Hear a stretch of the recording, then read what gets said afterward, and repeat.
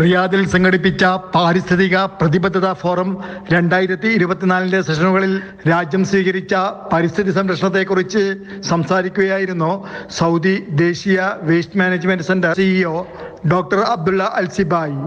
മാലിന്യ സംസ്കരണത്തിന് Saudi Arabia വലിയ ഊന്നലാണ് നൽകിയിട്ടുള്ളത്. പാരിസ്ഥിതിക സംരക്ഷണത്തിന് വമ്പൻ പദ്ധതികളും ആവിഷ്കരിച്ചിട്ടുണ്ട്. 420 ബില്യൺ റിയാലിന്റെ അടിസ്ഥാന സൗകര്യമുണ്ടെന്നും ഡോക്ടർ അബ്ദുള്ള അൽ സിബായി പറഞ്ഞു. 70,000 തൊഴിലവസരങ്ങൾ സൃഷ്ടിക്കുവാനുള്ള പ്രവർത്തനങ്ങൾ നടന്നുകൊണ്ടിരിക്കുകയാണെന്നും അൽ സിബായി കൂട്ടിച്ചേർത്തു. എഞ്ചിനീയറിംഗ് സെല്ലുകൾ ഉപയോഗിച്ചാണ് അറവുശാല മാലിന്യങ്ങൾ ഒഴിവാക്കുന്നത്. രാജ്യത്തിന്റെ ചരിത്രത്തിൽ ആദ്യമായി 2023 എഞ്ചിനീയറിംഗ് സെല്ലുകൾ ഉപയോഗിച്ചു തുടങ്ങിയത്. പാരിസ്ഥിതിക മേഖലയിൽ താൽപര്യമുള്ള കമ്പനികളെയും നിക്ഷേപകരെയും ആകർഷിക്കുവാനുള്ള ശ്രമം കേന്ദ്രം നടത്തുന്നുണ്ട്.